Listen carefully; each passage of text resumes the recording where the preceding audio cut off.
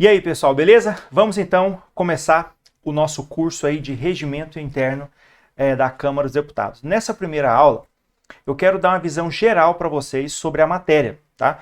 Provavelmente vocês já baixaram aquele meu esquema que eu mandei para vocês em mapas, né? Como estudar o regimento. Eu vou colocá-lo aqui também para que vocês possam ir acompanhando e fazendo as anotações que forem necessárias, tá bom?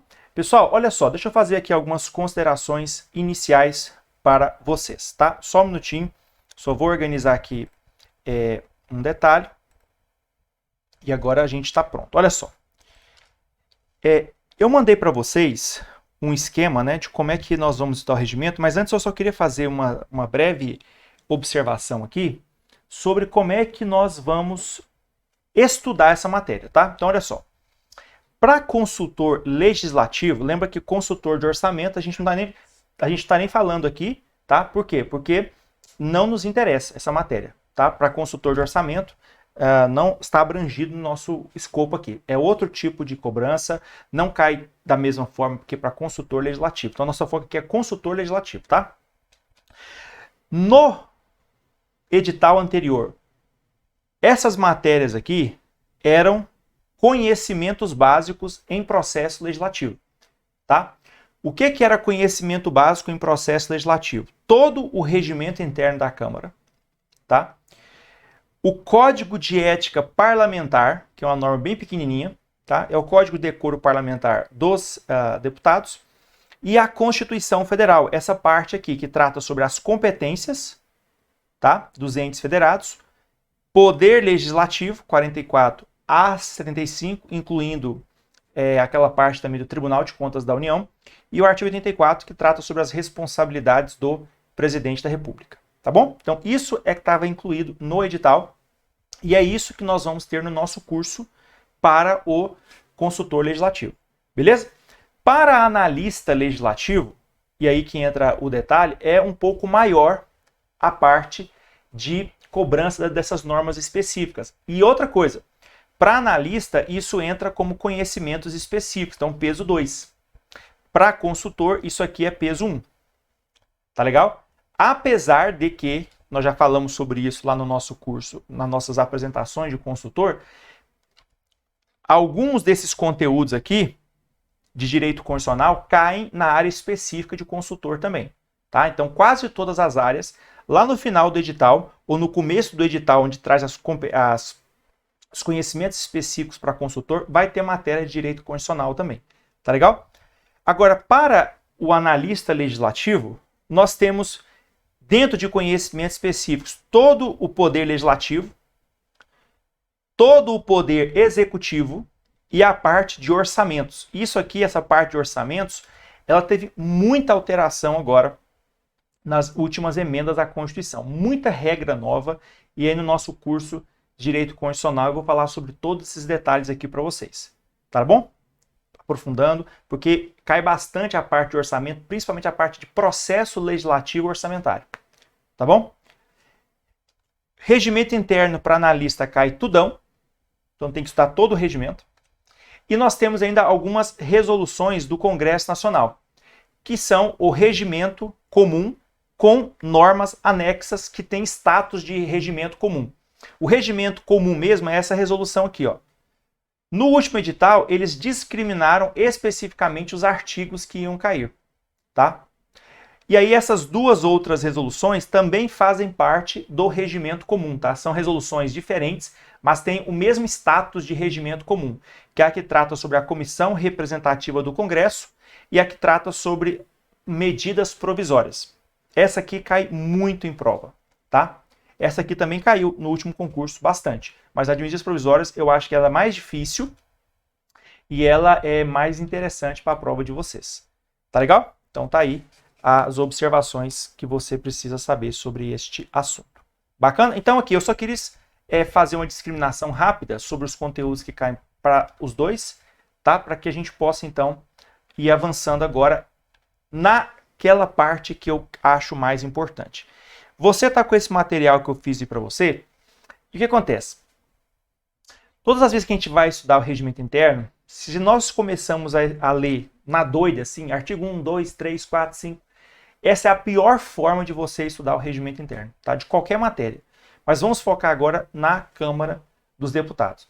Quando você vai estudar o regimento ele não foi construído para ser estudado. Ele foi construído de uma forma em blocos de conhecimento, de acordo com o interesse do cara que fez o regimento. Então, o professor é que tem que analisar uma ordem de conhecimento para ser desenvolvida, para ficar fácil a compreensão. Porque se você ler naquela ordem do que está no regimento, vai ser muito difícil você entender a matéria. Porque ele fica, vai e volta, vai e volta, vai e volta, trata de um assunto, depois repete o assunto lá 100 artigos depois, e fica uma coisa desorganizada. Então, essa parte que eu fiz aqui, talvez seja uma das mais importantes, porque eu vou contar um segredo para você. Regimento interno é uma matéria que você sozinho consegue estudar, se você seguir essa ordem aqui, que ajuda bastante.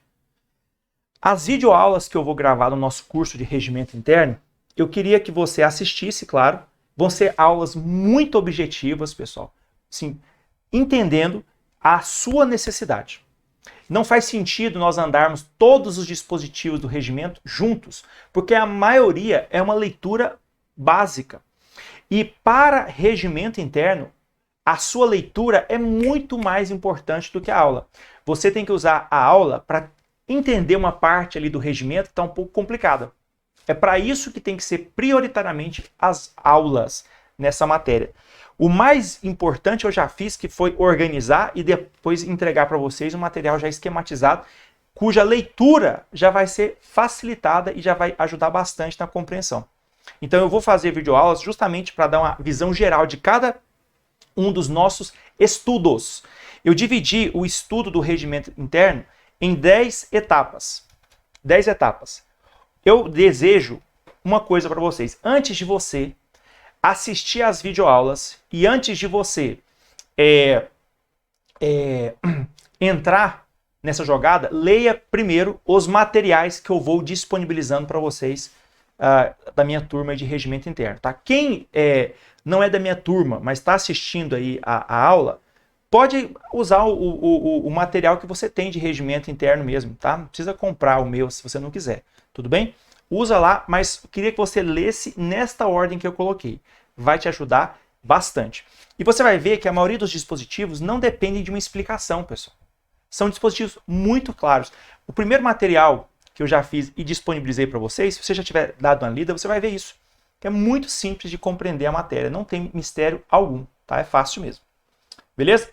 Então, o primeiro estudo, ou o primeiro dia de estudo que você vai fazer dessa matéria é a respeito dos deputados. Você vai ver que uma boa parte dos dispositivos que estão aqui são idênticos aos que estão na Constituição Federal.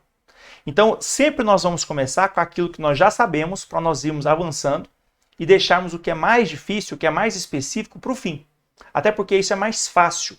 Quando você vai estudar, olha a minha ideia, quando você vai estudar sobre regimento da Câmara dos Deputados, a primeira coisa que você quer saber é quem é que é membro da Câmara dos Deputados. Então você vai estudar tudo sobre os deputados. Você vai estudar como é que vai ser o exercício do mandato deles, certo? E aqui eu já coloquei lá no nosso material, inclusive, questões preliminares ao exercício do mandato, relativas à eleição, elegibilidade, posse e tudo mais. Tá bom? Depois você vai estudar sobre os líderes. Quem são os líderes? Olha só, eu já fui lá no artigo 9º a 11. Eu fui do 226 ao 34 e depois voltei no artigo 9º ao 11.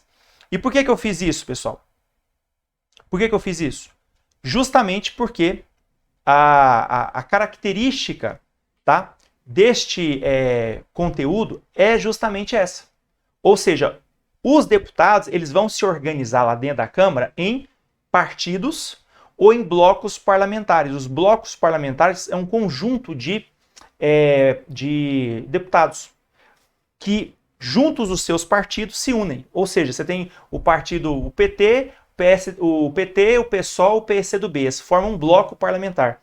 Esse bloco parlamentar vai ter agora o tratamento regimental como se fosse um partido. Então você pode ter partidos, vamos pôr aqui, isolados, cada um com o seu líder, e você pode ter blocos parlamentares, em que você vai ter um partido, mais outro partido, mais outro partido, que vão ser tratados como se fosse o quê? Um partido só. Então, veja, esses partidos aqui, eles não deixam de existir, tá? Eles continuam existindo. Tanto é que esse bloco pode se fragmentar a qualquer momento. Mas enquanto eles estão unidos em bloco, os partidos perdem as suas autonomias regimentais e vão ser representados por um líder agora do bloco parlamentar. Certo? A outra coisa que a gente vai estudar é sobre as licenças destes parlamentares. Então, licença para interesses particulares, licença maternidade, licença paternidade, licença para representar a Câmara em algum evento exterior, por exemplo. Muito simples também. Depois, nós veremos quando é que ocorre a vacância do cargo de deputado. Quando é que uma pessoa que é deputada deixa de sê-lo? Quando ela falece, quando ela renuncia ao mandato, ou quando, por exemplo, seu mandato é cassado. E aí, quando há essa vacância, ou quando ele está licenciado, ocorre a convocação de suplente via de regra. Nós vamos ver que essa convocação do suplente, ela pode ser uma convocação temporária, até que o titular volte ao cargo. Então, por exemplo, hoje nós temos alguns deputados federais que são ministros, certo? Esses caras estão licenciados, ocupando o cargo de ministro, mas se eles deixarem de ser ministros, eles voltam a ser deputados e o suplente, que agora os está substituindo, volta a ser suplente, entendeu? Então é uma substituição temporária. Mas se no caso de vacância do cargo de deputado, o suplente assume o mandato definitivamente e vai concluí-lo. Então é isso que a gente vai estudar nessa parte. Nós temos ainda a questão relativa a decoro parlamentar, certo? E a última coisa que vai ser tratada no material é a licença para instauração de processo criminal contra deputado. Isso aqui é uma coisa que está desatualizada no regimento interno, tá? Por quê, pessoal? Nesse caso aqui específico, essa situação está desatualizada porque hoje não é mais necessária a questão relativa à licença para você processar um parlamentar. Tá bom? Antigamente, um deputado só podia ser ele só podia ser processado se a Câmara concedesse a licença, uma autorização. Hoje, essa licença prévia, nos termos da Constituição, só é necessária para processar o presidente da República, por 2/3, né, da Câmara dos Deputados, que a gente vai estudar muito isso, ou para processar os ministros quando eles praticarem crimes de responsabilidade conexos com o do presidente. Nenhuma outra autoridade depende dessa licença prévia para ser processada. Então, até o regimento vai estar um pouquinho desatualizado nesse aspecto aqui. Esse código de ética e decoro parlamentar aqui, ele cai para os consultores, tá? Mas não cai para analistas, beleza? Aí, para consultor, a gente vai dar essa aula sobre esse código de ética parlamentar. Então, o primeiro estudo, você vai estudar no primeiro material todos esses assuntos aqui e vai esgotar. Inclusive, nessa parte, eu até cito, combinando sempre a Constituição Federal e toda a jurisprudência necessária sobre o assunto. Então, você vai ter em um material tudo o que é necessário para a sua prova. Tá legal? Você vai ter as disposições do regimento ou da Constituição, as disposições jurisprudenciais relevantes, tá? Os entendimentos mais importantes do Supremo e diversas questões inéditas, né? No caso de regimento interno, questões inéditas ou questões de provas anteriores ou até questões de direito constitucional também relativos ao assunto, que não tem como você separar essa matéria de direito constitucional, gente. Isso aqui é direito constitucional aplicado à Câmara dos Deputados. Tá bom? Muito bem. No seu segundo estudo, o segundo material, vai tratar agora dos órgãos da Câmara dos Deputados. Então agora nós vamos conhecer o órgão em que você vai trabalhar, certo? O que acontece? Os órgãos mais importantes para a prova de vocês, eu já vou destacar, são a mesa diretora, certo? O colégio de líderes e as comissões. Os outros órgãos aqui, sim, você dá uma olhadinha, mas assim, pouca preocupação. De fato, aqui, se você souber sobre mesa, colégio de líderes e comissões, é o mais importante. A mesa diretora, pessoal, é o órgão que dirige os trabalhos administrativos e legislativos da casa, composta pelo presidente, vices e os secretários. Depois a gente vai ver isso lá no regimento. Beleza? Muito bem. O colégio de líderes, o próprio nome diz, é a reunião de todos os líderes de partido, de blocos parlamentares, líder de governo, líder da maioria, líder da minoria. Basicamente é isso aí. E as comissões, eu até deixei para um outro estudo, o estudo 3, porque a parte das comissões é uma parte importantíssima para a prova, mas é muito grande. Então, se eu deixasse num dia só, você ia ficar desanimado. Tá? Então, eu criei um dia específico para você estudar comissões. É muito assunto de comissões, tá? Então, nesse estudo 2 aqui, eu te aconselharia a focar bem nas competências da mesa, como órgão, e aí depois vai colocar as competências do presidente e da secretaria, de forma específica. Focar no artigo 20, que é o colégio de líderes, e depois nas comissões. Só que como as comissões você vai estudar efetivamente em outro dia, nesse dia 2, o que é mais importante é mesa e colégio de líderes. É lógico que você tem que conhecer os outros órgãos, tá? Por exemplo, a Procuradoria da Mulher aí talvez seja uma coisa interessante. Tá? A Secretaria da Mulher, desculpa. Seja uma coisa interessante para vocês. Essas coisas, esses temas estão muito em voga, né? Igualdade e tudo mais. Então, seria uma coisa interessante. Mas, assim, sem muito esforço. Eu não acho que seja muito interessante para vocês. Tá? Aí a Câmara criou a Secretaria da Primeira Infância, Infância, Adolescência e Juventude. Eu acho pouco importante para a prova. A Procuradoria Parlamentar é o órgão de assessoria jurídica da Casa.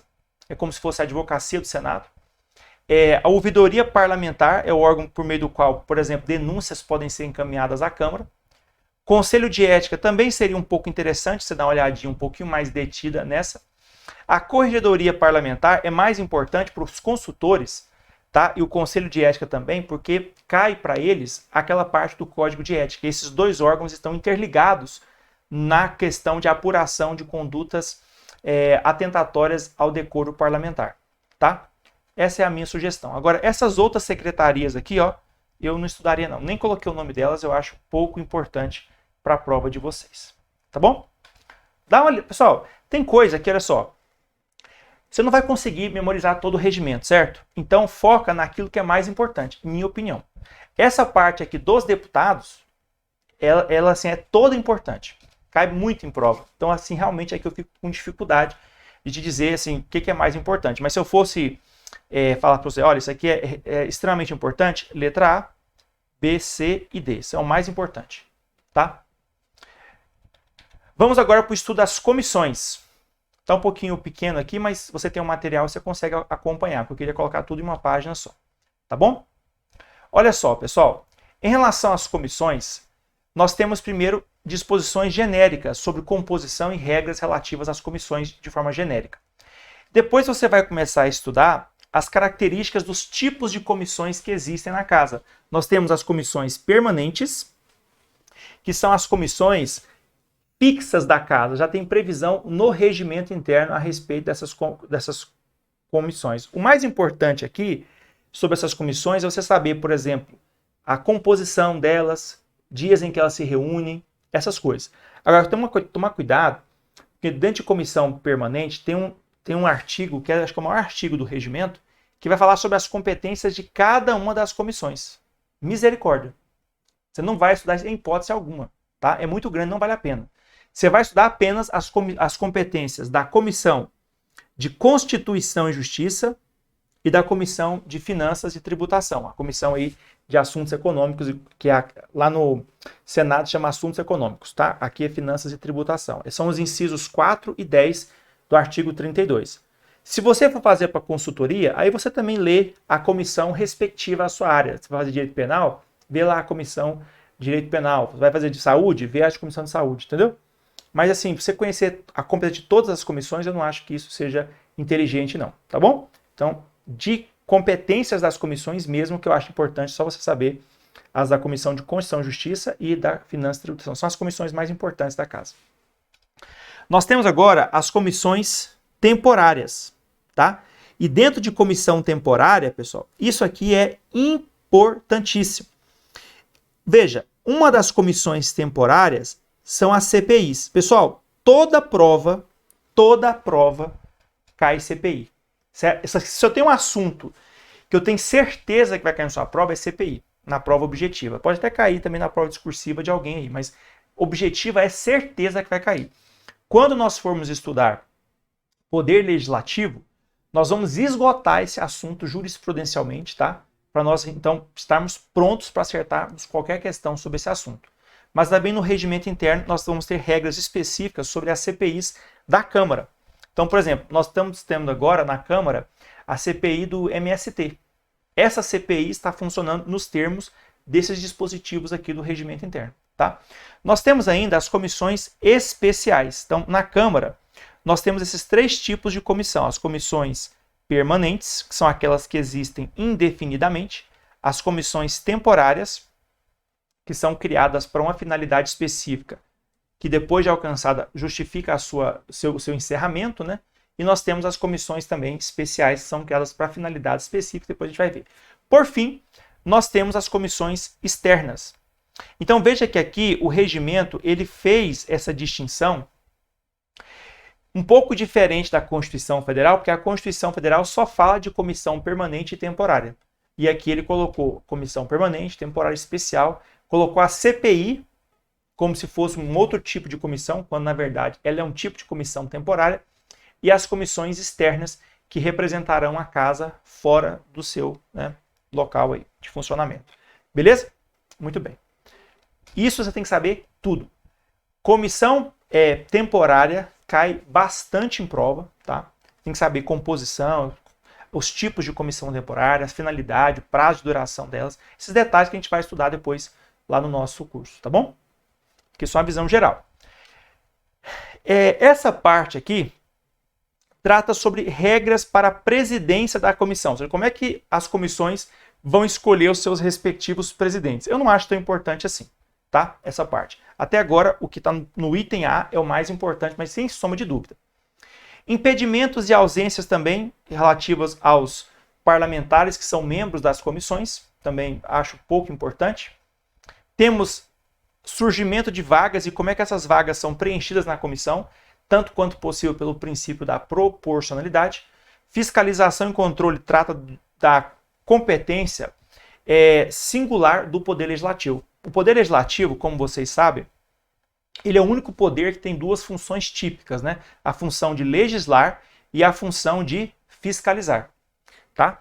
Essa função de fiscalizar, ela pode ser uma fiscalização política ou uma fiscalização financeira orçamentária. A fiscalização política, ela se dá principalmente por meio das CPIs ou pela atuação permanente das comissões permanentes. Já a fiscalização financeira orçamentária é o controle externo realizado pelo Congresso Nacional, no âmbito federal, né, com auxílio de qual órgão? Tribunal de Contas da União. Vamos estudar muito isso aí também lá no Poder Legislativo, tá? Secretaria das Atas, da Secretaria das Atas é a parte administrativa de apoio, né, para o funcionamento das comissões, acho isso aí pouco importante. Assessoramento legislativo também não acho interessante. E essa participação na comissão representativa do Congresso Nacional e no Conselho da República também são coisas menos importantes. Eu vou destacar isso mais no PDF. Mas para a prova, pessoal, o que tem mais importância neste item aqui é o item A, do artigo 22 ao 38, tá? Mas de longe, beleza? Então, se você quiser focar, tá? Isso é o que é mais importante. Vamos para o estudo número 4. Aqui, até corrige no seu material, que o primeiro material que eu disponibilizei para você já estava errado aí o texto, tá? Esse artigo 4 fala sobre as sessões da Câmara. Também é um assunto bastante cobrado em prova. Então aqui nós vamos voltar no artigo 1º e ver onde é a sede do Congresso Nacional. No artigo 2, nós veremos as sessões legislativas, como é que elas funcionam. Lembrando, inclusive, do que diz o artigo 280, que é como é que se conta os prazos dentro da Câmara dos Deputados. E depois nós vamos estudar em espécie as sessões, tá? Então, existem considerações gerais sobre as sessões da Câmara, tá? Depois nós falaremos sobre a classificação. Aí eu que fiz essa divisão aqui para facilitar o conteúdo, tá? Uma classificação quanto à finalidade, para que serve a sessão. Então, quanto à finalidade, nós temos as sessões preparatórias, que ocorrem para dar posse aos deputados e eleição da mesa diretora. Temos as sessões ordinárias, que ocorrerão durante os períodos legislativos, as sessões extraordinárias e as sessões solenes, para posse de presidente da República, por exemplo, recepção de altas autoridades e tudo mais. Uma coisa que você não pode confundir é isso aqui, pessoal. Olha só, vamos pegar isso aqui, 2023, nosso ano aqui. Vocês sabem que o Congresso Nacional ele funciona de 2 de fevereiro, né, o funcionamento normal, a 17 de julho, e depois ele volta de 1º de agosto a 22 de dezembro. O período legislativo 1 mais o período legislativo 2 é o que nós chamamos de sessão legislativa ordinária. Sessão, grifa esse nome, legislativa. Quando você coloca o nome sessão legislativa, nós estamos falando de um período de tempo, certo? Agora, durante esses períodos aqui é que nós vamos ter as sessões. Então, pode ser sessão ordinária, sessão extraordinária ou sessão solene. A sessão preparatória, a primeira, né, começa aqui, ó, 1º de fevereiro, que é a sessão preparatória, em que os deputados tomaram posse e elegeram a sua mesa diretora para os próximos 2 anos, né? Depois a gente vai estudar isso com detalhes, não se preocupe agora. Mas então, veja que, tirando a sessão preparatória, a primeira, as sessões ordinárias, extraordinárias e solenes são sessões no sentido de reunião do plenário, tá? Tem uma diferença entre sessão e reunião. Isso é muito importante no regimento. Sessão é quando o plenário, ou seja, todos os 503 deputados se reúnem lá no plenário da Câmara. As reuniões são reuniões das comissões. Essa diferença é importante para o regimento, é importantíssima, inclusive. Tá legal? Então, quanto à finalidade, as sessões são divididas nessas 3 situações. Desculpa, nessas 4 situações, né? Preparatórias, ordinárias, extraordinárias e solenes. Agora, quanto à publicidade, certo? As sessões podem ser públicas ou secretas. Lembrando que a regra geral é que as sessões são públicas. E as sessões públicas, elas são divididas nessas 5 fases aqui, tá? Então, você vai ter o pequeno expediente, ordem do dia, grande expediente, comunicações de lideranças e comunicações parlamentares. Então, lá do artigo 79 ao 90, depois a gente vai estudar como é que funcionam essas regrinhas e o que é feito em cada um desses períodos da sessão. Tudo bem? As sessões secretas, que é uma exceção, se ocorrer, ocorrerá segundo esse regramento aqui específico. E aí eu coloquei nesse mesmo estudo como é que vai funcionar agora as reuniões das comissões. Então, no mesmo estudo, eu coloquei para vocês como é que funciona o plenário e como é que funcionam as comissões, porque são assuntos correlacionados, certo? Então, você vai entender como é que funciona a Câmara, o plenário, composição completa, que é essa primeira parte aqui, e depois você vai estudar como é que funcionam as comissões. Tudo bem? Então, veja que a ordem é totalmente diferente do que está no regimento, né? Mas você vai ver que faz total sentido e estudar assim. Beleza? Muito bem. No 5º estudo, nós falaremos sobre a parte, talvez as pessoas tenham mais medo, que é a parte das proposições. Mas não é a parte mais difícil de jeito nenhum. A parte que eu acho mais difícil é a parte 7, que eu acho que é a mais difícil, que é a parte de apreciação das proposições. Apreciação das proposições. É você saber, de fato, a questão do processo legislativo mesmo dentro da Câmara. O passo a passo ali dentro da Câmara. Essa é a parte mais difícil, na minha opinião, do regimento interno. Tá bom? Mas eu já adianto que ela não é a mais cobrada em prova. Tá? Quando você for estudar, e quando nós formos estudar cada um dos assuntos, eu vou dando ênfase, inclusive fazendo questões dos concursos anteriores, para você ver que a cobrança desta matéria, pessoal, geralmente é muito literal. Dificilmente você vai encontrar uma questão que o cara conta uma historinha e pede para você aplicar o regimento. A maioria dos casos é uma cobrança literal do conteúdo. Beleza? Na maioria das situações é assim que você vai ver o assunto. Beleza? Muito bem. Aí, avançando, olha só o que nós vamos ter. Nesse contexto, o primeiro assunto sobre as proposições é você ter uma visão geral sobre o que é uma proposição.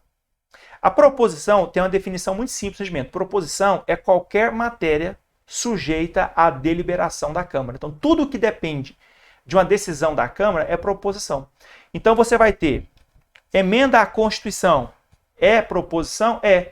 Olha só, eu fui lá no artigo 201 até o 203 para trazer para vocês já os dispositivos sobre emenda. Por que eu fiz isso? Porque o regimento ele faz uma separação de... eu vou colocar isso no material, tá? Mas eu coloquei dessa forma para você já estudar tudo sobre proposição. Mas existe uma parte no regimento que diz assim, ó, das proposições sujeitas a um regime diferenciado, alguma coisa nesse sentido. Esqueci agora exatamente como é que ele fala. Mas existem algumas proposições, como proposta de emenda à Constituição, projeto de código, ou, por exemplo, projeto de consolidação, ou ainda os projetos de iniciativa do presidente com solicitação de urgência, que são proposições que têm um processo de tramitação um pouquinho diferente. Aí o regimento não colocou ele junto com as outras, mas eu coloquei junto com as outras porque foi mais fácil para você entender. Tá? Então, quais são os tipos de proposições que existem na Câmara? Então, nós temos a proposta de emenda à Constituição, temos os projetos, aí projeto pode ser projeto de lei, projeto de decreto legislativo ou projeto de resolução. E eu coloquei aqui, por exemplo, já tipos de decreto legislativo que são regulamentados no regimento e tipos de resolução que já são regulamentados no regimento. O regimento interno da Câmara é uma resolução da Câmara, certo? Então, se você quiser, inclusive, alterar o regimento, você tem que propor um projeto de resolução para alterar o regimento interno da Câmara dos Deputados.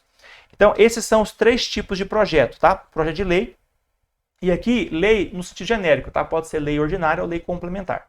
A única diferença, pessoal, relevante no processo legislativo de lei complementar é que ela é aprovada por maioria absoluta, né? No caso da votação. O resto é muito parecido com o projeto de lei, tá? Outro tipo de proposição são as indicações.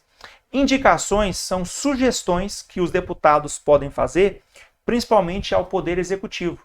Então, o deputado pode propor que alguma política pública seja implementada, que alguma obra pública seja feita, é nesse sentido. Tá legal? Requerimentos são solicitações.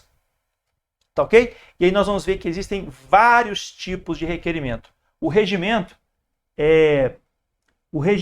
ele vai tratar sobre alguns que dependem de despacho do presidente, outros que dependem de despacho do presidente ouvida a mesa, e outros que ainda dependem do quê? Deliberação do plenário. Certo? Então, nesse contexto, você vai ver quais são os tipos de requerimento, e isso aqui cai bastante em prova. Às vezes ele pode colocar para você lá um requerimento, e você tem que saber se esse requerimento ele é aprovado só pelo presidente, ou se o presidente aprova ouvindo a mesa, ou ainda se é um requerimento que depende de aprovação do plenário.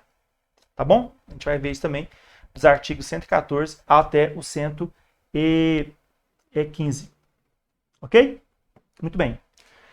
Além disso, nós temos as questões relativas às emendas, que são... o regimento vai chamar as emendas, pessoal, de proposições secundárias. Porque a emenda, ela sempre visa alterar uma proposição principal. Então, hoje, inclusive, eu estava analisando a MP, eu estou responsável pela MP 1175, a medida provisória 1175 lá no Senado, que é aquela que dá desconto para carro. Foram apresentadas a esta MP 100 emendas.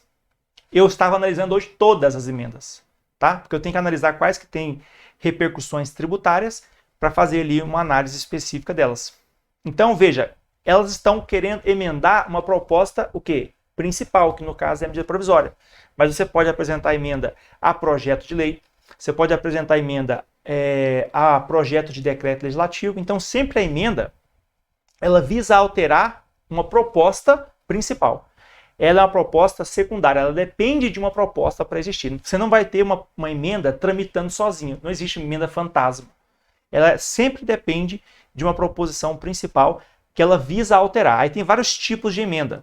Emenda aditiva, emenda supressiva, modificativa, emenda de redação. Aí depois a gente vai estudar também isso de forma específica. E por fim, temos os pareceres. Os pareceres são proposições feitas pelas comissões. Então, o parecer de comissão é a manifestação técnica de uma comissão sobre um assunto que lhe foi submetido. Então, por exemplo, a medida provisória, antes dela ser analisada pelos plenários da Câmara e do Senado, ela não passa por uma comissão mista. Essa comissão mista é que vai analisar os aspectos de urgência, relevância, adequação financeira e mérito desta MP. E ela vai emitir um parecer. O parecer dessa comissão é a opinião técnica dessa comissão sobre aquele assunto que lhe foi submetido. Então, os consultores legislativos, quando forem atuar, geralmente eles vão atuar em relação às comissões. Eu, por exemplo, lá no Senado, eu atuo com mais frequência em relação à CAE, Comissão de Assuntos Econômicos, que é a comissão de tributação da casa. Por quê? Porque a maioria dos projetos que interessam a meu núcleo de direito tributário são da CAE. Mas eu já fiz também para outras comissões, por exemplo, a Comissão de Direitos Humanos, mas isso é exceção. Geralmente os consultores trabalham mais especificamente em relação à comissão específica. E aí, na verdade, quem vai fazer esse parecer é o relator na comissão, que faz o parecer e apresenta a proposta, e se o parecer dele for aprovado pela comissão, o parecer do relator passa a ser o parecer da comissão, ou seja, aquela que era uma opinião apenas do relator, por ter sido aprovada pela maioria dos colegas, passa a ser a opinião da comissão. Então essa é a última forma de proposição. Então, isso aqui tem que saber tudo, pessoal. Proposição é um assunto assim muito importante. Mas não é difícil, não. É tranquilo. São poucos artigos, tá? Parece ser muita coisa aqui, mas não, tá? E aí nós temos também as regrinhas de numeração das proposições. Essa parte é menos importante. Isso aqui eu até acho que não cai em prova, não. Beleza? Pronto. Sexto assunto, regimes de tramitação. Assunto importantíssimo, tá? O regime de tramitação significa saber se a proposta, se a proposição que está tramitando aí, ela vai tramitar em regime de urgência, regime de prioridade ou vai atuar no regime comum. No regime comum, ela vai seguir as regras gerais, que são as previstas aqui no nosso estudo 7. O estudo 7 fala sobre como é que funciona a tramitação ordinária das proposições. Entendeu? Então, se uma proposição ordinária, no regime de tramitação ordinária, vai tramitar na casa seguindo essas regras aqui. Se ela tiver, no entanto, sujeita agora à urgência ou prioridade, que são regimes especiais de tramitação, aí o fluxo de tramitação dela muda. Tá legal? Além disso, cuidado que existem outros institutos que as pessoas confundem com regime de tramitação, mas não é regime de tramitação. Nós temos a preferência, destaque e prejudicialidade, que eu vou explicar em resumo. Preferência é um pedido que você faz na ordem do dia, geralmente na ordem do dia. Então, quando você tem lá a pauta da ordem do dia, tem lá a sequência de projetos que vão ser votados, por exemplo. Esse projeto aqui vai ser votado depois desse, em regra. Mas você pode pedir o quê? Preferência. Você pode pedir para alterar a ordem do dia. Em resumo é isso. Depois a gente vai estudar com detalhe. Destaque também é outra situação muito importante. Vamos supor que você tem um projeto de lei e todos os artigos ali são muito bonitinhos, tal, só que tem um dispositivo ali dentro que está dando problema. O pessoal não gosta daquele dispositivo. E aí, às vezes, por causa desse dispositivo, eles podem rejeitar todo o projeto de lei. Então, por inteligência, o que você pode fazer? Você faz um destaque, você tira esse dispositivo para ele ser votado em separado. Então você vota todo o projeto sem esse dispositivo e depois vota o dispositivo que foi destacado. Para você, pelo menos, aproveitar aquela parte do projeto sobre a qual não há controvérsia. Tudo bem? Porque, às vezes, por causa de um artigo, um partido ali ou um bloco parlamentar não vai aceitar a aprovação do projeto. Então, pode criar confusão por causa disso. Entendeu? Então, você pode fazer essa artimanha regimental, não tem nada de errado, para você, então, resolver uma disputa aí específica. Tá ok? E nós temos também a prejudicialidade. Prejudicar significa que você fez uma decisão, você tomou uma decisão que prejudicou outra. Eu penso assim, Vamos supor que você está escolhendo para onde você vai fazer a viagem. Você está indo para São Paulo ou para o Rio de Janeiro, você não pode ir para os dois. Se você decide ir para São Paulo, a viagem para o Rio de Janeiro restou o quê? Prejudicada. Essa é a ideia.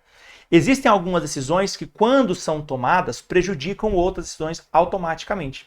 Então, se você tem dois projetos que dizem o absolutamente contrário, quando você aprova um, automaticamente você está rejeitando o outro. Ou imagina que você tem um projeto de lei e aí apresentou-se um substitutivo. O substitutivo é um projeto que visa substituir inteiramente um outro projeto. Então você tem um projeto A, um deputado apresentou um substitutivo, ou seja, um projeto de lei inteiro para substituir aquele. Quando você aprova o substitutivo, o projeto original morre. E vice-versa. Se você aprova o projeto original, o substitutivo morre. Entendeu? Porque um prejudica o outro. Mas a gente vai ver isso com detalhes também na hora do regimento, tá bom? O sétimo assunto é a questão, de fato, da como é que vai funcionar a apreciação das proposições, tá? E aí nós vamos ter o quê, pessoal? Os regimes de tramitação das proposições e uma regra especial que permite a tramitação conjunta. Tramitação conjunta é quando projetos que estão andando aí individualmente na casa têm correlação. Então você pode colocá-los para andar juntos. Isso é tramitação conjunta. Depois a gente vai ver também esse assunto, tá? Isso aqui é para gerar economia regimental, né? E aí nós temos agora as fases de comissão e depois a fase de plenário. Isso que é importante. O fluxo natural, e depois eu vou fazer um esqueminha, que tudo eu vou esquematizar para vocês lá no nosso curso, tá? O esqueminha geral é que primeiro o projeto passa pelas comissões para ir para o plenário. Mas nem sempre é isso. Porque existem algumas decisões da comissão que podem ser terminativas ou conclusivas. Ou seja, nesses casos, em regra, o projeto não vai para o plenário. O projeto vai para o plenário quando a decisão não é terminativa. Aí então ele passa por todas as comissões e vai para o plenário. Mas se a decisão na comissão é terminativa ou conclusiva, ele não precisa ir para o plenário via de regra. A não ser que haja o quê? Recurso. E aí, se houver esse recurso, haverá uma apreciação preliminar do plenário para verificar se ele vai aceitar, tá? A análise desta matéria que teve decisão terminativa e contra a qual houve recurso, e se ele nessa apreciação preliminar aceitar, aí a matéria vai para o plenário. Tudo isso vai estar explicadinho em esquema, tá? Não se preocupa agora. Essa aqui é a parte mais difícil, como eu disse para vocês. Quando chega na comissão, nós voltamos, olha só como é que eu coloquei os artigos aqui. Coloquei na ordem que acontece a situação. Primeira coisa que vai acontecer é a distribuição às comissões. Todo projeto, pessoal, que é apresentado, tem um fluxo básico. Ele é lido em plenário, é enviado para o presidente e o presidente da casa distribui esse projeto para as comissões pertinentes, para as comissões que têm competência para tratar sobre aquele assunto. Então, se for, por exemplo, um projeto sobre educação e saúde, pelo menos vai para essas duas. E se tiver impacto financeiro, vai ainda para a Comissão de Finanças e Tributação e vai para a Comissão de Constituição e Justiça para dar o parecer sobre a constitucionalidade, regimentalidade e juridicidade. Além de, em alguns casos, também ter que se posicionar pelo mérito. Não se preocupe que eu vou explicar isso depois. Depois que enviou para as comissões, eles vão fazer o quê? A admissibilidade e a apreciação das matérias pela comissão. Então aqui nós vamos ver o trabalho relacionado à admissibilidade do conteúdo, ou seja, se aquele conteúdo de fato é de competência daquela comissão, e como é que haverá a apreciação dessas matérias nas comissões. Depois a gente vai ver como é que as comissões vão funcionar na ordem dos seus trabalhos. Então, quando uma reunião da comissão começa, quais são os fluxos de trabalho nessa comissão? Quais são as ordens dos trabalhos nas comissões? Veremos que tem prazos, só que esses prazos geralmente não são obedecidos no real, certo? E por fim, nós temos o encerramento com posterior ida da proposição ao plenário, se for o caso. Nem sempre vai ao plenário, certo? Muito bem. Quando chega ao plenário, nós vamos ter primeiro estudar. Existem algumas proposições no regimento interno que estarão sujeitas a 2 turnos de discussão e votação. O turno, ele é composto por discussão e votação. Então, por exemplo, as emendas à Constituição, elas têm que ser aprovadas em 2 turnos, na Câmara e no Senado, certo?